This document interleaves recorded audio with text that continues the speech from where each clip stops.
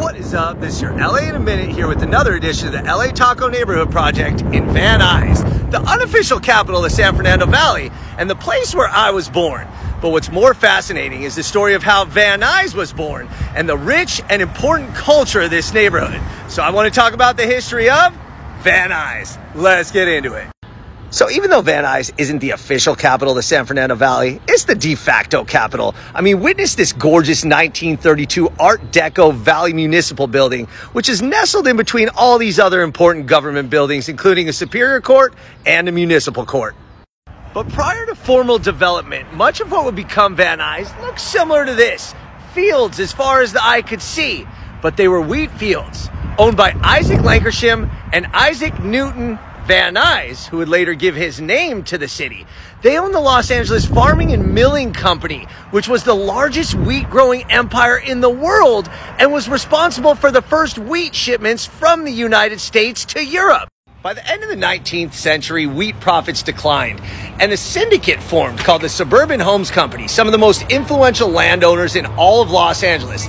They bought the land that would become the Van Nuys town site, and billing it as, quote, the town that started right, they auctioned off lots on February 22nd, 1911, after they built a Pacific Electric Railway stop in what would become Van Nuys.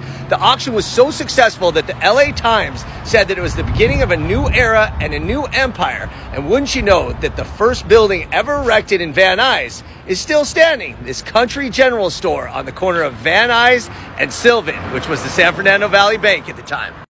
Now, when Van Nuys was built in 1911, they plotted out this great boulevard that ran 22 miles through the entire San Fernando Valley, and it was called Sherman Way after Moses Sherman. It was modeled after the Paseo de la Reforma in Mexico City, and eventually within a few years came to be known as Van Nuys Boulevard.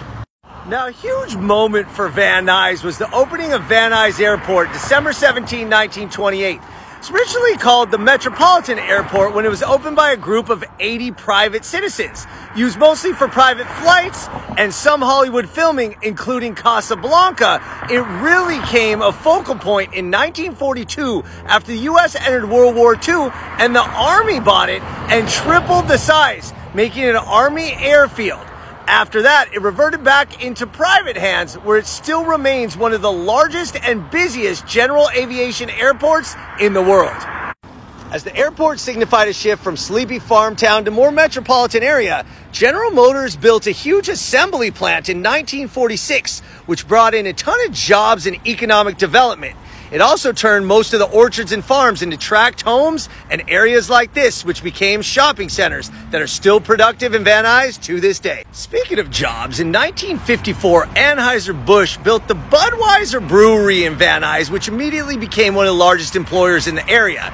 By 1966, they opened a theme park, Busch Gardens, which had a monorail, a bird sanctuary, rides, and beer samples. Unfortunately, Busch Gardens closed in 1979, but the plant is alive and well and still one of the largest employers in the area, employing 800 people and producing 12 million barrels of beer annually. So though Van Nuys didn't quite become Paseo de la Reforma, it did become a hub of car culture with car dealerships on basically every corner up and down the boulevard. But even more important, it was the birthplace of cruising. That's right, not East LA, because police were cracking down on cruising out there. So everybody came to Van Nuys Boulevard to show off their rides in the hub of car culture. And while police put the kibosh on that in the late 1970s as well, you still get cruising and car shows on most Sunday nights right here on Van Nuys Boulevard. So Van Nuys has a fantastic history, and it is the capital of the San Fernando Valley and the birthplace of yours truly. All right, LA, it's been a minute.